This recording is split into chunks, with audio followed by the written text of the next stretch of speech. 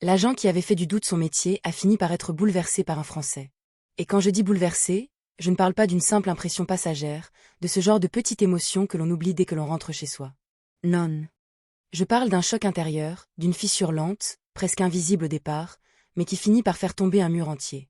Un mur que j'avais construit pendant 15 ans, brique après brique, passeport après passeport, regard après regard. Je m'appelle James Carter. J'ai 42 ans. Pendant 15 ans, j'ai travaillé comme agent de contrôle aux frontières à l'aéroport international de Boston-Logan, aux États-Unis. 15 ans à regarder des visages fatigués passer devant moi. 15 ans à entendre des réponses préparées. 15 ans à tenir entre mes mains des milliers de passeports, comme si ces petits livrets pouvaient résumer l'âme humaine. Je suis célibataire aujourd'hui. Plus exactement, je suis divorcée depuis 3 ans. Et si je dois être honnête, mon divorce n'était pas totalement sans lien avec mon métier. À force de suspecter tout le monde au travail, j'avais fini par suspecter aussi les gens que j'aimais. À force d'analyser les silences des voyageurs, j'avais commencé à analyser ceux de ma femme. À force de chercher le mensonge dans les yeux des inconnus, j'avais oublié de voir la fatigue, la peur, l'espoir, la tendresse. Voilà ce que ce métier peut faire à un homme. Quand on répète la même chose pendant des années, une maladie professionnelle finit par apparaître. Certains perdent le sommeil. Certains deviennent cyniques. Certains se protègent derrière l'humour noir. Moi, j'avais développé une maladie bien précise, la suspicion de l'humanité. Je pensais pouvoir comprendre une personne en quelques secondes. Je pensais qu'une couverture de passeport, un accent, une manière de se tenir, une hésitation dans une phrase, suffisait à révéler ce qu'un être humain cachait. Les passeports rouges me mettaient instinctivement en alerte. Les passeports européens bleus me donnaient souvent l'impression d'une arrogance tranquille. Les voyageurs venus de pays que je connaissais mal me semblaient plus difficiles à lire. Les familles nombreuses me paraissaient toujours prêtes à compliquer la file. Les jeunes seuls me semblaient parfois trop nerveux. Les hommes d'affaires trop sûrs d'eux. Les étudiants trop fragiles. Tout devenait catégorie. Tout devenait signal. Tout devenait risque.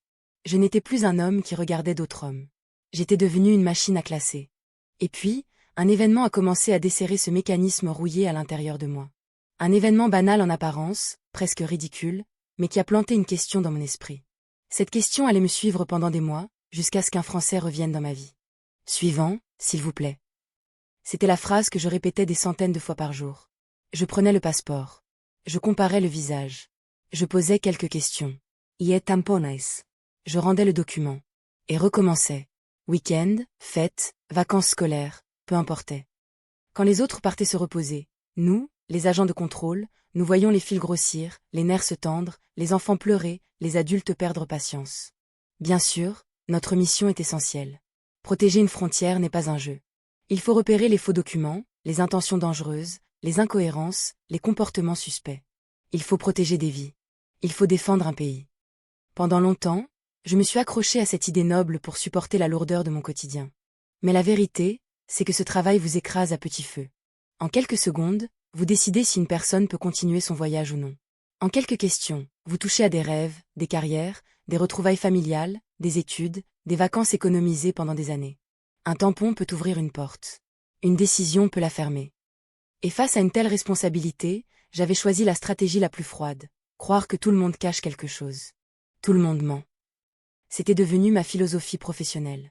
Dans un environnement où le doute est presque considéré comme une vertu, cette phrase paraissait raisonnable. Elle semblait même intelligente. Mais avec le temps, elle m'avait déformée.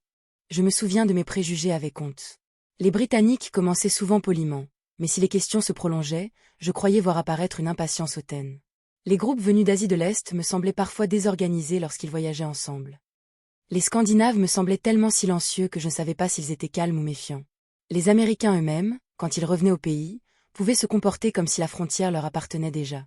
Et les Français? Ah, les Français pendant longtemps, je les rangeais dans une case aussi injuste que toutes les autres. Je me disais, ils vont corriger ma prononciation, soupirer si la file avance trop lentement, lever les sourcils si je pose une question trop directe. Je croyais voir chez eux une forme d'orgueil culturel, une élégance parfois froide, une certitude d'avoir toujours quelque chose à nous apprendre. C'était idiot.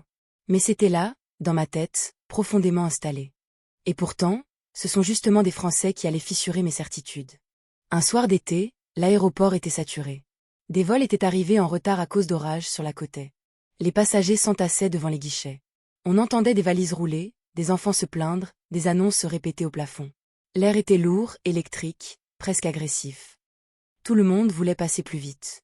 C'est alors que j'ai remarqué une famille de 4 personnes, assises par terre près de la file. Le père, la mère et 2 enfants avaient étalé une sorte de nappe improvisée et commencé à manger comme s'ils étaient dans un parc. Dans un espace de contrôle international. En plein passage. Là où chaque mètre compte. Je suis allé vers eux pour les interrompre.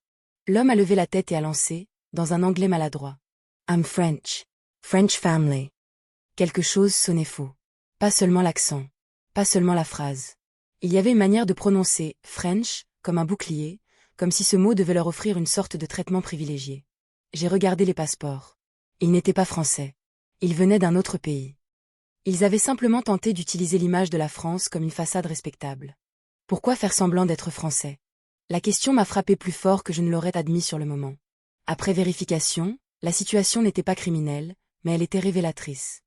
En discutant avec mes collègues, une hypothèse est apparue, ils avaient peut-être entendu que les Français étaient généralement perçus comme des voyageurs cultivés, habitués aux règles, capables de s'exprimer avec assurance, et que se présenter comme Français pouvait inspirer un peu plus de respect.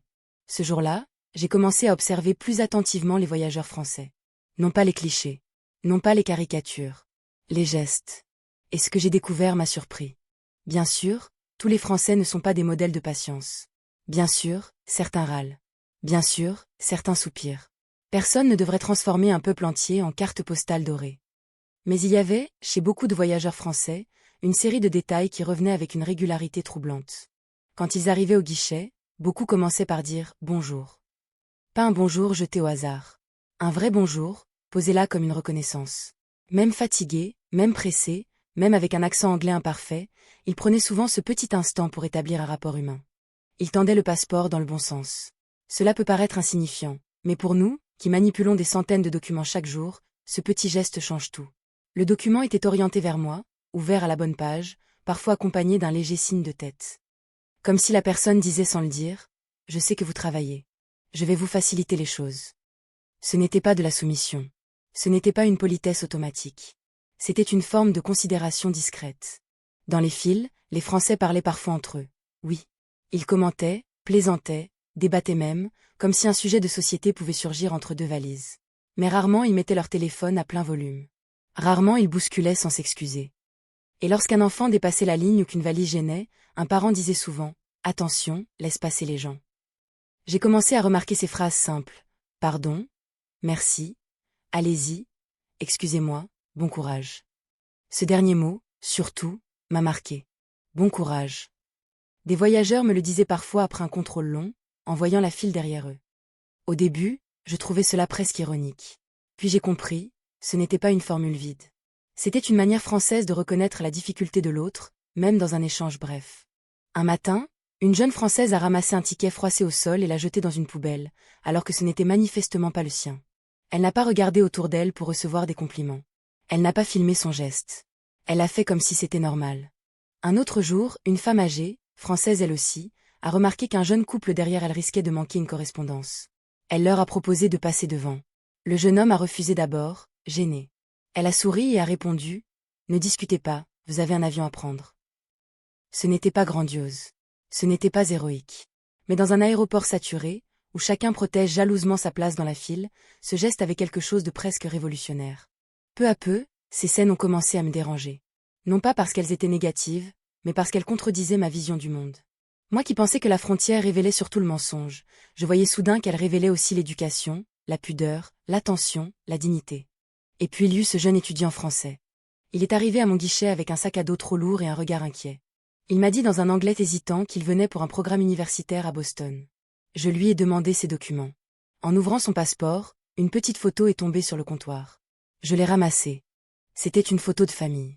Lui, plus jeune, entouré de ses parents, d'une sœur, peut-être d'un grand-père. Ils étaient devant une maison en pierre, quelque part qui ressemblait à la Bretagne ou à la Normandie. Je lui ai demandé « Family ». Il a souri, un sourire timide, presque douloureux. « Yes, I miss them already ». Cette phrase est restée en moi. Devant moi, il n'y avait plus un Français, plus un étudiant étranger, plus un dossier à vérifier. Il y avait un jeune homme qui avait quitté sa maison, qui essayait d'être courageux, qui portait une photo comme on porte un morceau de son pays. Je crois que c'est ce jour-là que mon regard a commencé à revenir. Mais le vrai choc, celui qui allait tout changer, est arrivé quelques semaines plus tard. Ce jour-là, l'aéroport était encore plus chaotique que d'habitude. Des pluies violentes avaient retardé plusieurs arrivées. Les files s'étiraient comme des serpents interminables. Je faisais mon travail mécaniquement, le visage fermé. Suivant, s'il vous plaît. Soudain, dans la file, quelqu'un a appelé mon nom. James? James Carter? C'est bien toi? La voix avait quelque chose d'étrangement familier, comme une chanson oubliée qu'on reconnaît dès les premières notes. J'ai levé les yeux. Au milieu des voyageurs, un homme d'une quarantaine d'années me faisait signe. Costume sobre, cheveux légèrement grisonnants, sourire calme. Je ne l'ai pas reconnu tout de suite. Puis son visage plus jeune a surgi dans ma mémoire. Antoine Morel. 20 ans plus tôt, Antoine était étudiant en échange à Boston. Nous avions partagé des cours, des soirées, des cafés trop longs, des discussions sur la musique, le cinéma, la politique, la vie. Il venait de Lyon, parlait un anglais élégant mais cherchait toujours ses mots quand il était ému. Nous étions devenus amis pendant un été, puis la vie nous avait séparés. Quelques messages au début, puis plus rien. Et voilà qu'il était là, devant mon guichet. Je suis restée figée une seconde. Puis j'ai demandé à un collègue de prendre ma place quelques instants, le temps de traiter moi-même son entrée. Son passeport indiquait un visa d'affaires. Antoine travaillait désormais pour une grande entreprise française spécialisée dans les infrastructures urbaines. Il venait à Boston pour une conférence. « Tu es libre ce soir ?» m'a-t-il demandé. J'ai répondu oui sans réfléchir. Et pour la première fois depuis longtemps, j'ai senti quelque chose que je croyais perdu, l'impatience de revoir quelqu'un. Après mon service, j'ai retiré mon uniforme, enfilé une chemise simple et rejoint Antoine dans le hall de son hôtel. Il s'est levé dès qu'il m'a vu. Nous nous sommes serrés la main, puis, maladroitement, nous nous sommes pris dans les bras. 20 ans de silence venaient de s'effondrer en quelques secondes. Nous sommes allés dans un vieux bar de jazz que nous fréquentions autrefois. L'enseigne lumineuse était toujours là, un peu fatiguée. Sur les murs, les photos de musiciens semblaient n'avoir pas bougé. Un piano droit occupait toujours le fond de la salle. Rien n'était identique, évidemment, mais tout semblait nous attendre. Nous avons commandé 2 whisky. Antoine a levé son verre. Aux vieux amis. Le liquide ambré a tourné dans le verre, et avec lui, les souvenirs. Les nuits à écouter du Miles Davis. Les débats absurdes sur la différence entre liberté américaine et esprit français. Le soir où Antoine avait essayé de m'apprendre à prononcer correctement rue de la République. Le jour où je lui avais fait découvrir un dîner américain ouvert toute la nuit. Tout revenait. « Alors, James, qu'est-ce que tu es devenu ?» m'a-t-il demandé. J'ai ri, mais c'était un rire fatigué. Je suis devenu quelqu'un qui contrôle des passeports et qui se méfie de tout le monde. Antoine ne m'a pas interrompu. C'est une chose que j'avais toujours aimée chez lui. Il savait écouter sans remplir le silence. Je lui ai parlé de mon travail. De mon divorce. De cette phrase que mon ex-femme m'avait lancée avant de partir. « Tu ne regardes plus les gens, James. Tu les classes. » Sur le moment, j'avais trouvé cela injuste. Ce soir-là, en le disant à voix haute, je savais qu'elle avait raison. Antoine a posé son verre. « Ton regard a changé », a-t-il dit doucement. « Avant, tu regardais les gens comme des histoires possibles. Maintenant, tu les regardes comme des problèmes probables. » La phrase m'a frappé en plein visage. Pas parce qu'elle était cruelle, mais parce qu'elle était exacte. Je lui ai répondu. Ce travail rend la confiance difficile. Quand tu vois assez de mensonges, tu finis par croire que la vérité est l'exception. Antoine a hoché la tête. Peut-être. Mais si ton métier consiste seulement à douter, alors il te détruit. Un bon contrôle ne devrait pas seulement chercher ce qui cloche. Il devrait aussi reconnaître ce qui tient debout. Je suis resté silencieux. Dans le fond du bar, le piano jouait lentement. Antoine a continué. En France, on n'est pas parfait, tu le sais. On se plaint, on débat, on se contredit, on manifeste, on critique tout, même ce qu'on aime. Mais il y a quelque chose de profond chez nous, l'idée que vivre ensemble demande des règles, des gestes. Une certaine retenue. Dire bonjour en entrant quelque part. Remercier. Laisser passer quelqu'un. Tenir la porte. Respecter une table, une rue, une file. Ce n'est pas seulement de la politesse. C'est une manière de dire, je ne suis pas seul au monde. Cette phrase m'a remué. Je ne suis pas seul au monde. Antoine parlait sans arrogance. Il ne disait pas que la France était supérieure. Il disait que certaines cultures portent en elles des habitudes qui protègent le lien social. Et ce soir-là, je comprenais enfin ce que j'avais observé chez tant de voyageurs français. Ce n'était pas un décor. Ce n'était pas une performance. C'était une éducation du regard. Aux États-Unis, on dit souvent « be yourself », ai-je murmuré. Antoine a souri. En France, on pourrait dire « sois toi-même, mais n'oublie pas les autres ». Il a ensuite évoqué des moments difficiles que la France avait traversés. Les attentats, les incendies, les crises, les grèves, les deuils collectifs, les débats interminables. Il m'a parlé de gens qui, dans les pires moments, avaient ouvert leurs portes, aidé des inconnus, apporté de la nourriture, attendu calmement, chanté ensemble, protégé les plus fragiles. Il n'en faisait pas une légende dorée. Il n'essayait pas de vendre une France de brochures touristiques. Il parlait d'un pays contradictoire, bruyant, parfois dur, mais capable de fraternité réelle lorsque l'essentiel est en jeu. La France, James, ce n'est pas seulement Paris, le vin, les châteaux et les musées. Ce n'est pas seulement la tour Eiffel sur les cartes postales. La vraie France, elle se voit dans les petites choses. Une boulangère qui t'appelle monsieur même si elle ne te reverra jamais. Un inconnu qui t'aide à porter une poussette dans le métro. Un voisin qui râle contre tout, mais qui sera le premier à venir avec une boîte à outils quand tu as un problème. Je l'écoutais, et plus il parlait, plus je repensais aux voyageurs français de mon guichet. Le passeport orienté dans le bon sens. Le bonjour. Le pardon. Le bon courage. Les gestes que je croyais insignifiants formaient soudain un dessin. À la fin de la soirée, Antoine m'a dit. Cette fois, c'est à moi de te faire visiter. Viens en France. Pas comme touriste pressé. Viens regarder. Je ne sais pas pourquoi cette invitation m'a autant touchée. Peut-être parce que je passais ma vie à rester du côté de la frontière, à voir les autres arriver sans jamais partir moi-même. Peut-être parce que j'avais cessé d'être curieux du monde. Peut-être parce qu'un vieux morceau de moi venait de se réveiller. Quelques semaines plus tard, j'ai pris des congés. J'ai embarqué pour Paris. À mon arrivée à l'aéroport Charles de Gaulle, Antoine m'attendait. Il a levé la main en souriant, exactement comme à Boston. Nous avons pris le train vers Paris, puis vers la banlieue où il vivait avec sa femme Claire et leurs 2 enfants, Émilie et Lucas.